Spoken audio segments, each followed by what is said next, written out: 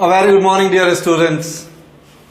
In today's class, 12th Commerce Business Studies, chapter number 4, planning. We will discuss about the planning process. First, we need to understand what is the meaning of the process. Initially, when we started our chapter number 1, we discussed about the definition of the management. That it is a process of getting things done with others to attain the common goal efficiently and effectively. In that definition, we have already discussed about the meaning of the process. What the meaning it consists of, यानी process का मतलब होता क्या है, इसके बारे में अपन चर्चा अपने पहले चैप्टर में ही कर चुके थे. एक बार दोबारा रिकॉल कर लेते हैं. प्लानिंग प्रोसेस, यहां पर दो वर्ड हैं. प्लानिंग के बारे में अपन ने कहा, ये क्या है? Thinking in advance. प्रोसेस का मतलब होता है सीक्वेंस और स्टेप्स ऑफ पर्टिकुलर एक्शंस, यानी कि after completion of first step the next start, यानी कि एक स्टेप के पूरा होने के बाद में जब दूसरी स्टेप आए तो ये प्रॉपर जो सीक्वेंस होगा, ये जो प्रॉपर सेटअप होगा, इसी को क्या कहा जाएगा? स्टेप्स को ही क्या कहा जाएगा? प्रोसेस कहा जाएगा. तो अगर प्लानिंग प्रोसेस की बात करते हैं तो हमारे पास में यहां पर 7 स्टेप्स हैं जो आप बोर्ड पर देख सकते हैं. अब ये 7 स्टेप्स के बारे में अपन अपना डिस्कशन करें, उससे पहले अपने को ये जरूरी है कि ये स्टेप्स याद हों. ठीक है, तो लर्न करना जरूरी है, उसके बाद अपन इसको समझते जाएंगे आगे. सबसे पहला जो पॉइंट आता है वो आता है सेटिंग ऑब्जेक्टिव, ऑब्जेक्ट्स को सेट करना. Then developing premises, premises create करना. प्रीमिसेस का मतलब अजम्पशंस. प्रीमिसेस का मतलब क्या है? अजम्पशंस. क्या होती हैं बात करेंगे अभी. पहला बताया सेटिंग ऑब्जेक्टिव, दूसरा developing premises, third step identifying various courses of action, then evaluation of various courses of action, then selection of a plan, implementation of plan, and last one is follow up action. मेरे साथ दोबारा recall करिएगा. पहला क्या था? Setting up objective. Second developing premises. Third identifying various courses of action, then evaluation of various course of action, then selection of a plan, then implementation of plan, and last follow up action.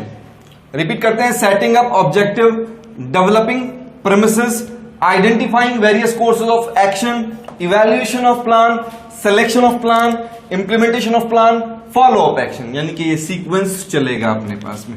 सबसे पहला point आता है setting objective. Each and every organisation must have to clear its own objective in each department to each individual.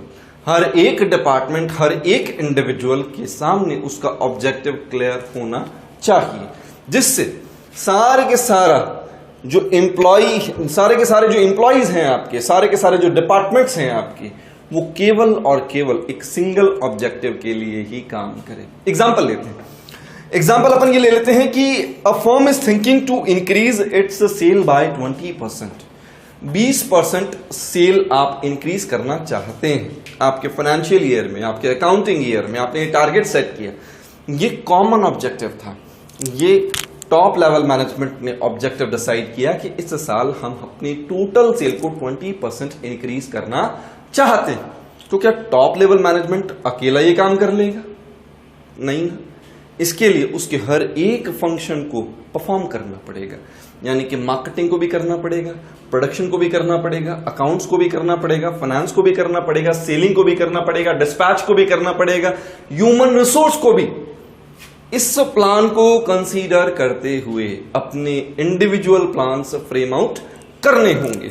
This is why each organization have to set up first its own objectives so that all individuals in the organization may work towards the attainment of common goal, सबसे पहला काम। दूसरा आता है developing premises.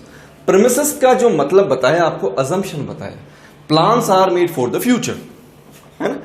अब future जो है वो अनसर्टेन है, future is uncertain, we can not say that it will happen और it can happen in the future, it is totally unpredictable. But at as we are the manager, we have to make a pre-assumption for it that it may happen in the future. ऐसा हो सकता है, और वो हो सकता है कि बेसिस पर ही अपन अपने प्लान्स की आगे की फॉर्मेशन का काम करेंगे। एग्जाम्पल लेते हैं। अब अपन ने कहा कि भाई 20% का जो टारगेट सेट किया था मैनेजर्स ने, उन्होंने ये सोचा कि there will be no change in the external environment, each and every condition will remain constant रहेगी, यही मान करके चला। फिर मैं थोड़ा बहुत मान लेता हूं कि भैया हो सकता है कंज्यूमर के टेस्ट में अगर चेंज आता है। मान लीजिए कि मैं फॉर्मल वियर्स बनाता हूं, तो फॉर्मल वियर्स अगर बनाता हूं तो मैं सोचता हूं भाई कलर टेस्ट जो है कंज्यूमर का वो थोड़ा चेंज हो सकता है।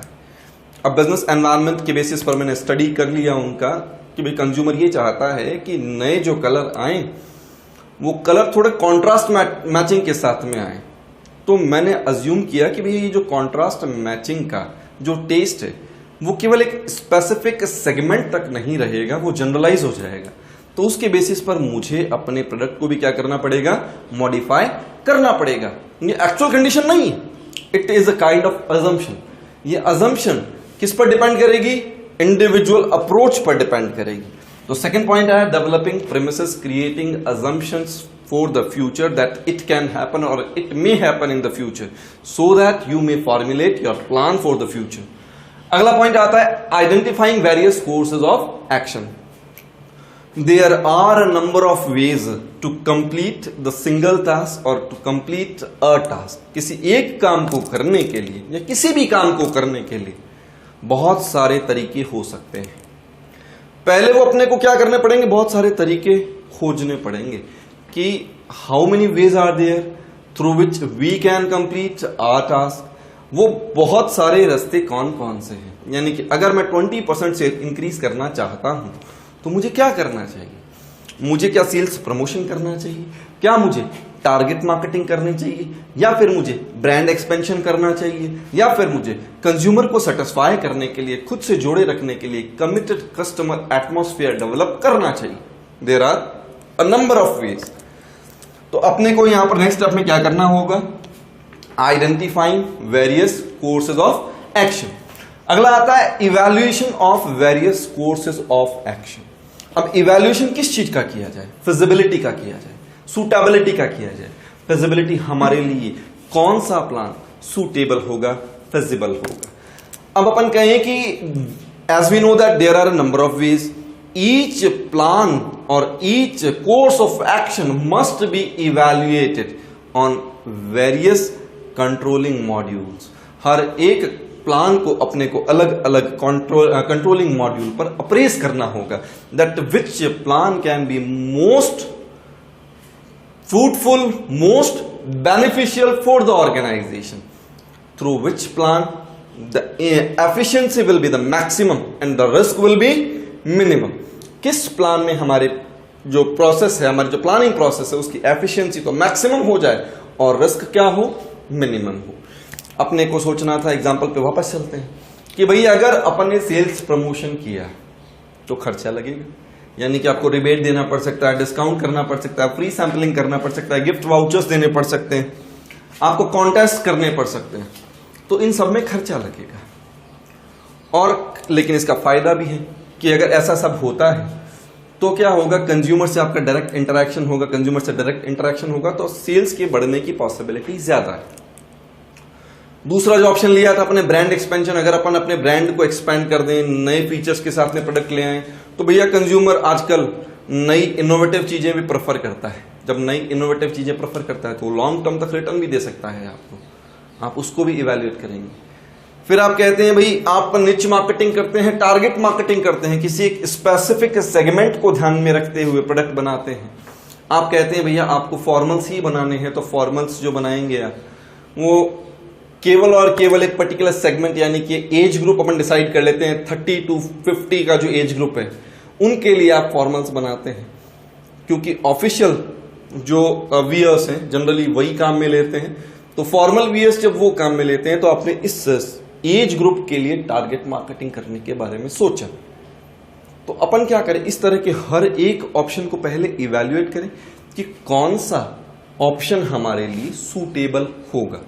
ठीक है, तो इवैल्यूएशन के बाद में आफ्टर इवैल्यूएशन और after evaluating each plan individually we need to pick a single plan which is giving most benefit to the organization. Organization को सबसे ज्यादा जो बेनिफिट देगा उस प्लान को आपको क्या करना है, पिक कर लेना है। मैं पिक कर लेता हूं सेल्स प्रमोशन को।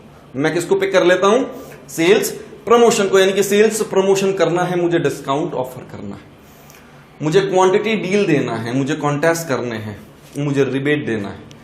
ठीक है, तो मैंने सेल्स प्रमोशन को ऑप्ट कर लिया, तो सिलेक्शन ऑफ ए प्लान। अब सिलेक्शन करने के बाद में उसका इंप्लीमेंटेशन करना। Implementation, after selecting an appropriate plan, the management need to enforce that plan in the entire organization and assure that the plan is implemented as it was drawn up. Plan को उसी तरीके से implement किया जाए जिस तरीके से उसे बनाया गया था। अब प्लान इंप्लीमेंट करके छोड़ दे क्या मैनेजमेंट? नहीं ना। We need to keep a regular watch over its performance. हमें देखना होगा, यानी कि यहां पर एक सुपरविजन वर्ड काम में ले लेते हैं। We need to supervise the performances of the employees. We need to use a controlling process. Controlling process काम में लेनी पड़ेगी। We need to compare the actual performance with the standard one. अपने को जो actual performance है वो standard के साथ में comparison करना पड़ेगा कि भाई वहां पर किसी तरह का कोई डेविएशन या वेरिएशन तो नहीं है। यहां पर अपन फॉलो अप एक्शन में क्या कर रहे हैं, we are using controlling process और कंट्रोलिंग फंक्शन। कंट्रोलिंग फंक्शन क्या, we are comparing actual performance with the standard one and finding the deviations. If we find any deviation we need to take corrective measures. We need to take corrective measures. हमें measures वहां पर लेने होंगे। तो आज के अपने इस वीडियो में अपन ने प्लानिंग प्रोसेस को डिस्कस किया है। ध्यान रखिएगा, एग्जाम में जब पूछा जाएगा तो वो किसी न किसी स्टेप के बारे में वो डिस्कशन ऑलरेडी कर चुका होगा। वो आपसे पूछेगा नेम और state next 2 or 3 steps in the planning process. ठीक है, या फिर वो ये भी पूछ सकता है नेम और state any 2 or any steps discussed in the above paragraph. तो पहले तो अपने को इनके नाम पता होने चाहिए, फिर ये कोरिलेट किससे करते हैं, ये अल्टीमेट टारगेट से, ये अजम्पशन से, ये ऑप्शंस या ऑल्टरनेटिव से। यहां पर आपको उनका अप्रेजल करना है, इवैल्यूएशन करना है, इंटरप्रिटेशन करना है।